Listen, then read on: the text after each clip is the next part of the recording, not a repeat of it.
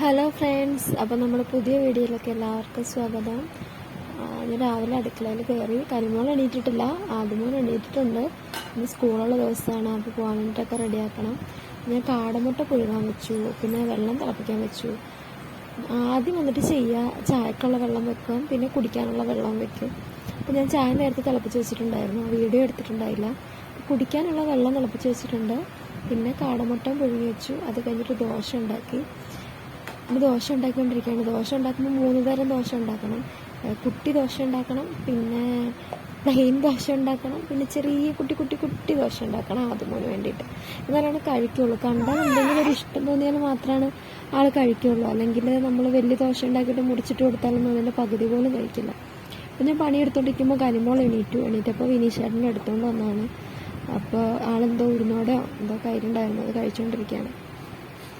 എണീറ്റ് പല്ലൊക്കെ തേപ്പിച്ച് കൊടുത്തു വിനീഷേട്ടൻ്റെ ഒപ്പം ഇരുന്ന് കുറച്ച് ചായ കുടിച്ചെന്ന് പറഞ്ഞു.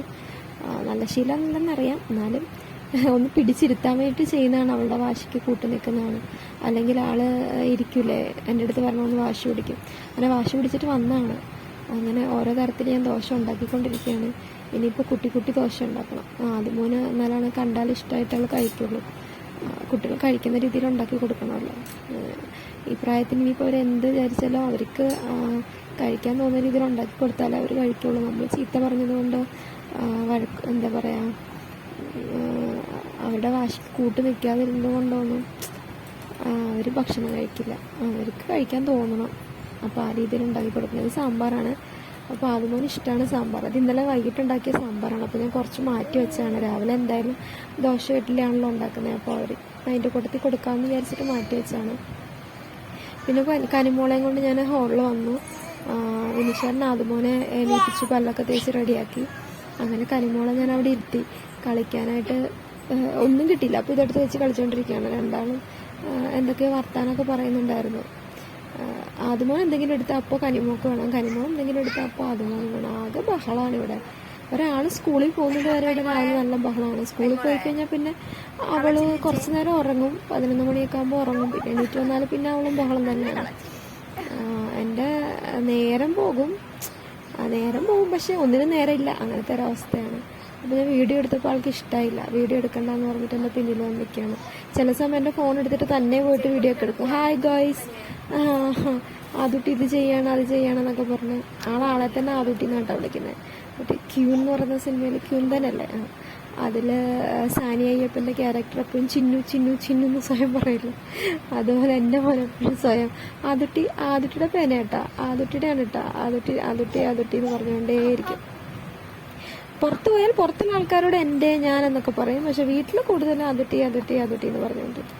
എൻ്റെ മോളുടെ കുറുമ്പ് ഉണ്ടാകും. ഏത് നേരം അവൾക്ക് ഏറ്റവും ഇരിക്കാൻ ഇഷ്ടമുള്ളൊരു സ്ഥലം ഇതാണ്, ഈ ജനലിൻ്റെ അവിടെ കയറിയിരിക്കും. അപ്പോൾ ഞാൻ പിന്നിൽ ഇങ്ങനെ നിന്നുകൊണ്ടിരിക്കണം.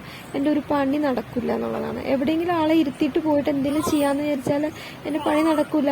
കാരണം അവളെ നോക്കിക്കൊണ്ടിരിക്കണം ഞാൻ. അപ്പോൾ ഞാനെങ്ങനെ പണിയെടുക്കുക, എവിടെയെങ്കിലുമൊക്കെ വലിഞ്ഞു കയറുക, കസേര വലിച്ചിട്ടിട്ട് അതിൻ്റെ മേലെ വലിഞ്ഞു കയറിയിട്ട് ഡൈനിങ് ടേബിളിൻ്റെ മേലെ കയറാൻ നോക്കുക, അവിടെ തൂങ്ങി നിൽക്കുക, കസേര പിടിച്ച് എണീറ്റ് നിന്നിട്ട് കാല് പൊന്തിച്ച് നിൽക്കുക, ജനലിൻ്റെ അവിടെ വലിഞ്ഞു കയറുക, ഇതൊക്കെയാണ് അവളുടെ പണി.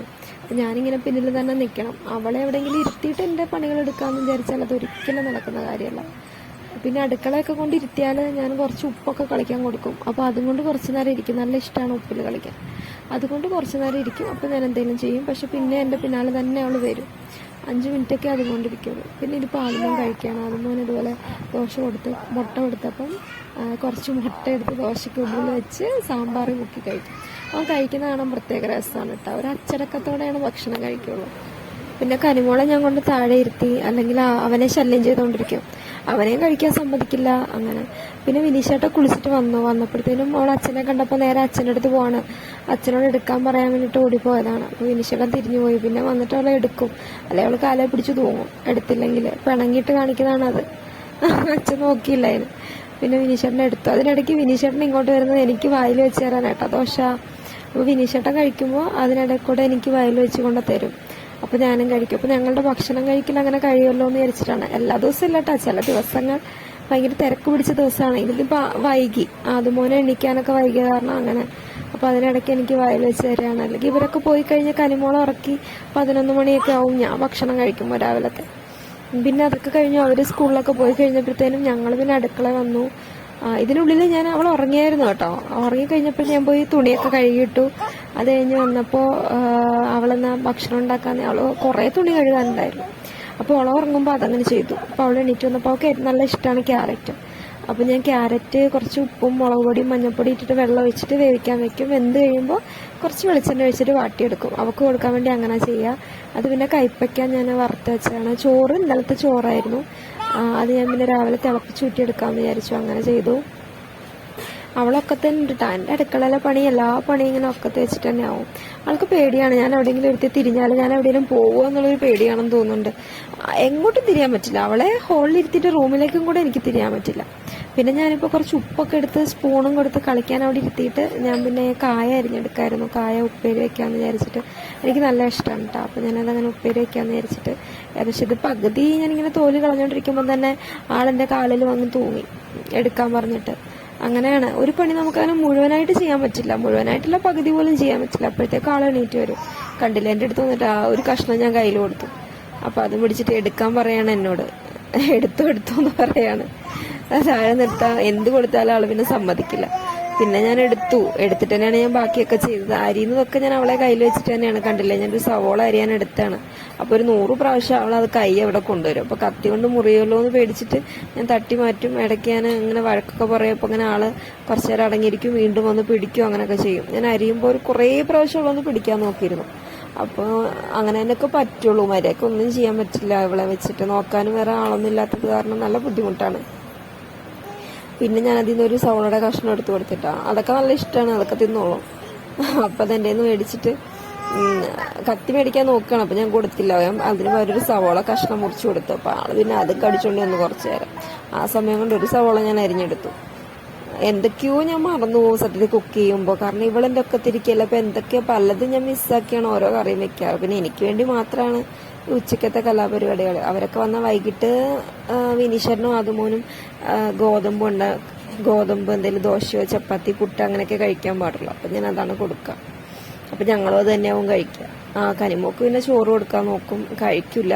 ഇതിനിപ്പോൾ അവൾക്ക് ഞാൻ ചോറ് കഴിക്കാനെടുത്ത് വെച്ചതാണ്.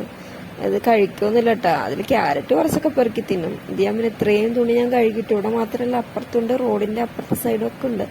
കുറേ തുണി കഴുകാനുണ്ടായിരുന്നു. ഇടയ്ക്കൊക്കെ ഓരോരോ ഫംഗ്ഷനൊക്കെ ഉണ്ടായിരുന്നു. അപ്പോൾ 2-3 ദിവസം അതിൻ്റെ ഡ്രസ്സും കാര്യങ്ങളൊക്കെ ഉണ്ടായിരുന്നു. ഞാൻ ചോറ് കൊടുക്കുന്ന കാരണം എൻ്റെ അടുത്തൊന്നും ദൂരെ മാറിപ്പോയിരിക്കുകയാണ് ആൾ വെള്ളമായിട്ട്. നല്ലോണം വെള്ളം കുടിക്കും, പക്ഷെ തീരെ ഭക്ഷണം കഴിക്കില്ല. നിങ്ങൾക്ക് അതിനെ കണ്ടാൽ തന്നെ മനസ്സിലാവുമല്ലോ. അതിപ്പോൾ വലിച്ചെറിയട്ട എന്ത് കിട്ടിയാലും അപ്പം അത് വലിച്ചെറിയ ആള്. അവൾക്ക് ആവശ്യമില്ല, അപ്പം ആവശ്യമില്ല എന്നുണ്ടെങ്കിൽ അത് വലിച്ചെറിയും. പിന്നീട് ആവശ്യമുള്ള സാധനമാവും, പക്ഷെ അപ്പം അവൾക്ക് ആവശ്യം ഉണ്ടാവില്ല. അപ്പം അതെടുത്ത് വലിച്ചെറിയും. എൻ്റെ അടുത്ത് വന്നിരുന്നു കുറച്ചൊക്കെ കഴിച്ചിട്ടാ. തീരെ കഴിക്കലില്ല ആള്. പിന്നെ ക്യാരറ്റൊക്കെ കഴിക്കുമല്ലോ എന്ന് വിചാരിച്ചിട്ടാണ് ഞാൻ ചോറിൻ്റെ കൂടെ ഇഷ്ടമുള്ള സാധനങ്ങളൊക്കെ ആഡ് ചെയ്യും, വെജിറ്റബിൾസൊക്കെ. അപ്പോൾ അതെങ്കിലും കഴിക്കുമല്ലോ എന്ന് വിചാരിച്ചിട്ട് കുറേ ഇങ്ങനെ ഓരോന്നൊക്കെ പറഞ്ഞ് വിളിച്ച് കാണാൻ പോകുന്ന പ്ലേറ്റിലെ ചോറൊക്കെ അവൾ കഴിച്ചാണെന്ന് തെറ്റിദ്ധരിക്കേണ്ട. അതൊന്നും കഴിച്ചല്ല, അതൊക്കെ താഴെ നിരത്തി വാരിയിട്ടതാണ് ഗൈസ്. അപ്പോൾ ഇന്നത്തെ വീഡിയോ ഇത്രയേ ഉള്ളൂ. ഇനി നമുക്ക് വേറൊരു വീഡിയോ ആയിട്ട് ഉടനെ കാണാം കേട്ടോ. എല്ലാവരും ഒന്ന് സബ്സ്ക്രൈബ് ചെയ്ത് സപ്പോർട്ട് ചെയ്യണം കേട്ടോ.